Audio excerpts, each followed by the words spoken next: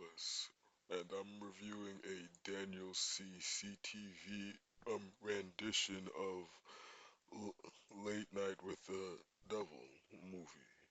It looks like they're just doing their rendition of it. Just gonna see how they go with it. I'm a fan of them Daniel CC movies. I think it's just the intro that I like.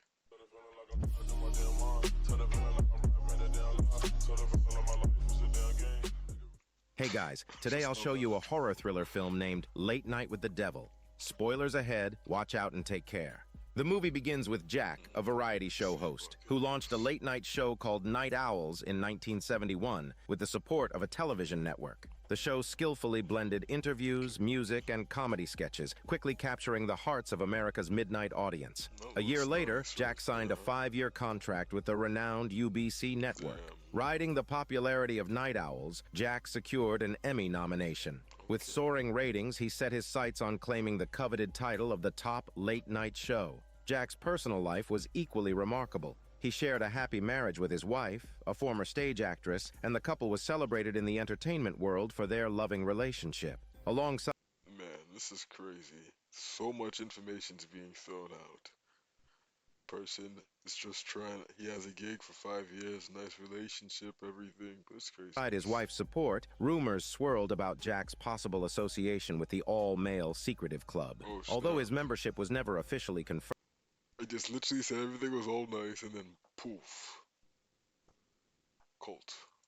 speculation grew as Jack's fame soared. Founded in the 19th century, the secretive club consisted Oh, of club. I'm politicians, sorry. celebrities, and industry leaders. While I it branded used the itself wrong as an word. exclusive retreat for the elite, the group was rumored to perform mysterious rituals believed to bring success to their careers. Jack's Emmy nominations piled up, but he remained a perennial runner-up. By 1976, as his contract neared its end, Jack's world began to crumble. His wife, a non-smoker, was diagnosed with late-stage lung cancer. Determined to support Jack, his wife appeared on the show despite her illness, resulting in record-breaking ratings, though still falling short of the top spot. 2 weeks later, Jack's wife passed away, leaving Jack devastated. Because of that, he disappeared from public view, avoiding all cameras. Barely a month later, UBC announced Jack's return. Desperate for ratings, Jack and the producers leaned heavily into controversy, but achieved little success. With sponsors threatening to pull out, Jack planned a special live Halloween broadcast in 1977, Late Night with the Devil.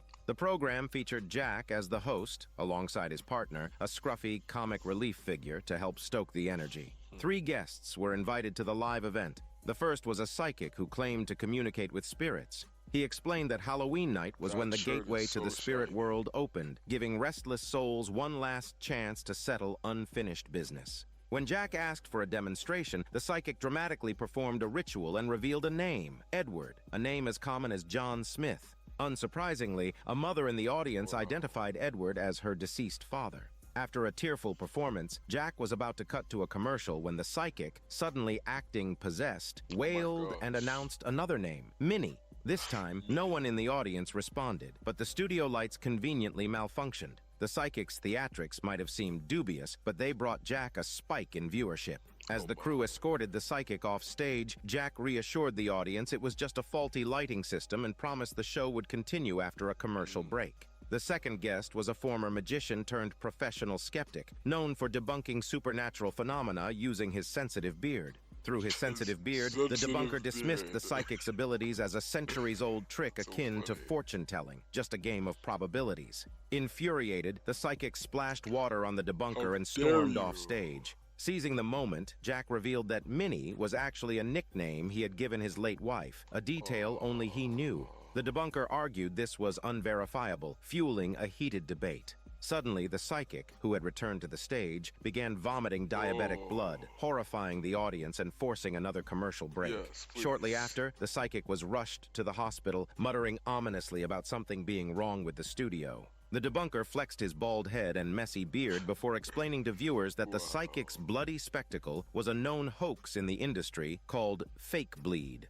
The show pressed on, introducing the third guest, an academic doctor specializing in paranormal research. Oh, wow. Before the doctor appeared, a recording was played, documenting her investigation into a notorious cult. The cult's doctrine rejected now good you're and using that evil, word, emphasizing now you only use the word desire cult. and the means to achieve it. Before it was a Their club, practices but included this right human here is sacrifice, definition. which eventually drew the attention of federal authorities. Oh my gosh. During a raid, the cult leader incited followers to immolate themselves. No. Among the ashes, a 10-year-old girl named Lily was found alive. Strangely, Lily's memories of her time in the cult were fragmented, and she exhibited bizarre behavior. The FBI placed her under the doctor's care, where the two formed a bond. However, the doctor discovered that Lily had been possessed by a minor demon from the cult's belief system. Lily's arrival on the show marked its dramatic Every peak. single day. Though outwardly Holy calm, water. her empty Holy gaze water. unsettled Jack. Holy water. Lily spoke confidently, revealing intimate details Better about believe Jack's that. life, including his wife's death, and cryptically predicting his return to fame. Her unnerving fixation on the camera made Jack uneasy.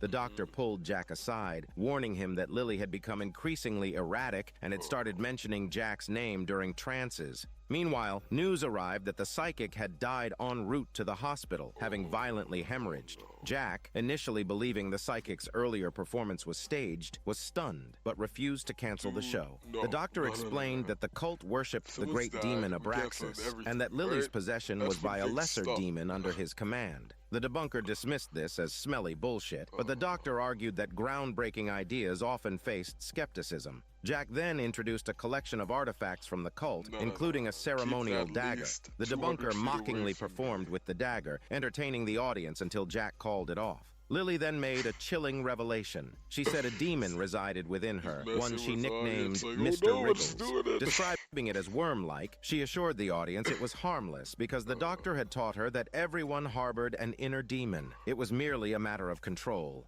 As soon as the words fell, an ear-piercing, chilling melody suddenly echoed throughout the set. Thinking it was a technical malfunction, the partner rushed to turn off the equipment, only to feel a strange, tingling sensation in his hand. Sparks flew wildly from the machine, and even the glass of water on the table shattered instantly. The show's dramatic effect skyrocketed in that moment. While everyone assumed it was the work of a demon, the debunker dashed toward the equipment and yanked the power cord out, bringing everything back to silence. He confidently accused the doctor of orchestrating this stunt. The two exchanged heated words rather than hormones, which was exactly the effect Jack was aiming for. Whether it was real or fake, why not summon the demon to settle the matter? The doctor quickly interrupted, explaining that summoning a demon required a safe and controlled environment. The lights, cameras, and live audience were uncontrollable variables. Hearing this, the debunker pulled out a stack of cash, claiming his $500,000 was enough to stabilize any situation. This man The audience, said- eager for a spectacle, began chanting for the demon to be summoned.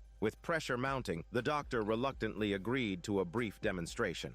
As the show broke for a sponsor's ad, the partner confronted Jack backstage. Despite Jack's instructions to keep the psychic's death a secret, the partner had learned the truth. Several staff members aware of the incident had quietly left the studio, convinced that the entity Lily referred to as Mr. Wriggles was real and responsible they for were the the psychic's smart death. ones. The partner They urged bounced. Jack They to said, stop "I'm before not it was going too into late, this. warning I'm- this could I'm turn going into a out death today." broadcast. But Jack, the determined and same nearing thing. success, refused to back down. When the 5-second countdown ended, the nerve-wracking and butt-chilling demon-summoning ritual began. Butt-chilling. For safety, the staff had tied Lily to a Words, bro. chair, and the doctor warned the audience to remain calm, no matter what they saw or heard. As she guided Lily through the process, her voice changed to a guttural roar, like a beast. Straining against her bindings, her strength wasn't enough to break free. Strange cracks began to appear on her face, and she suddenly greeted Jack as if they were old friends. Jack, baffled, denied knowing him. The demon insisted they'd met at the secretive club before.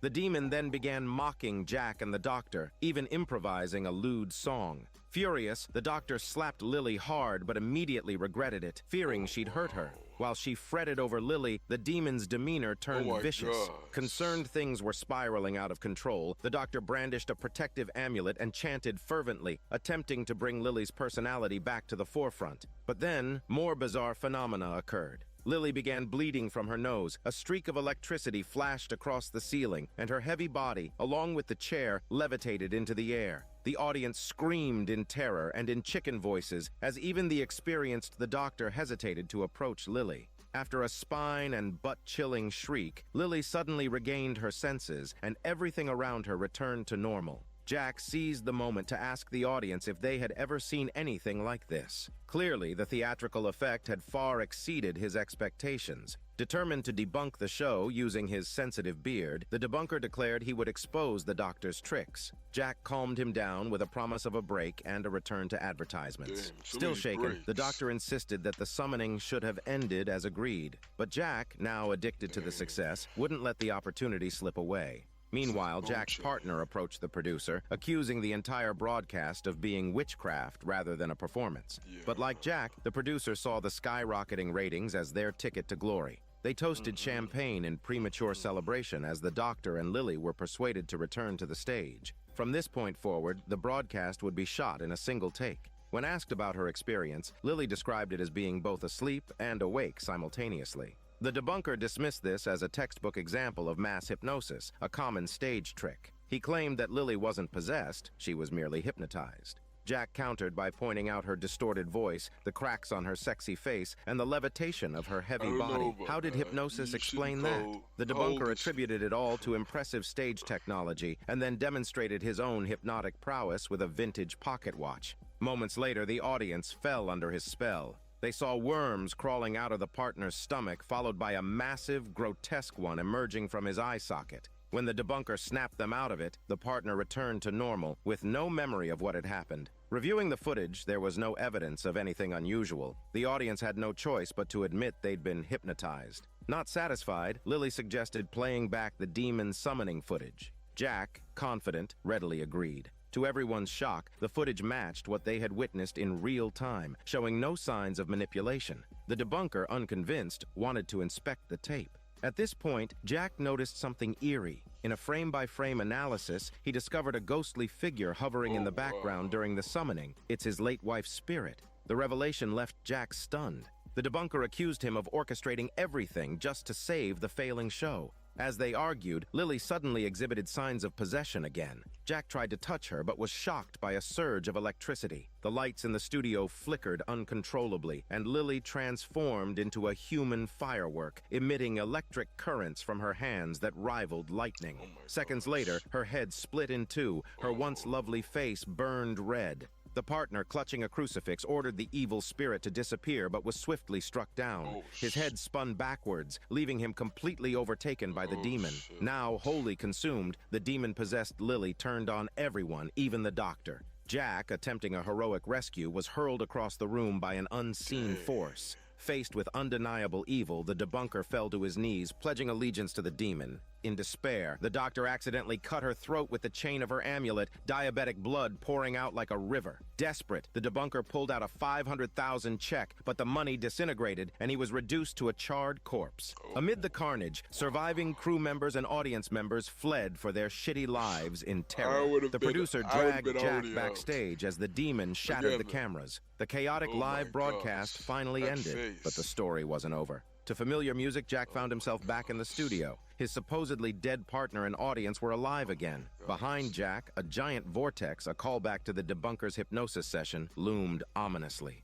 Jack failed to realize he had been hypnotized by the demon. It turned out Jack had always been part of the secretive club, and the powerful elites were actually demon worshippers. Obsessed with ratings, Jack sacrificed everything, including his wife, to the demon. His wife, a non-smoker, had died of late-stage lung cancer, which now seemed like part of the demon's curse. In the end, Jack's misguided ambition cost him dearly. Under hypnosis, he stabbed Lily, mistaking her for his wife. This act elevated the show to unprecedented success, fulfilling the demon's promise. However, the ultimate winner was the demon, who used Jack to complete the ritual and summon its master, the great demon Abraxas. The film ended with the ominous message, "So it is done." Breaking the fourth wall, it implied that everyone who watched the movie had also fallen under Abraxas's influence. This is Daniel CC Movie Channel. Stay safe and enjoy your day. Crazy. That is craziness. I hope you like the review, because I'm just looking at this. Shout out to, again, Daniel CC Movies. Oh, man. And again, oh, look, I'm going to do it. Subscribed. You guys can do it too. Please, just subscribe to me. It's just right there. It didn't even hurt me. I just did it super easy. Come on, please. Anyway, have a good one.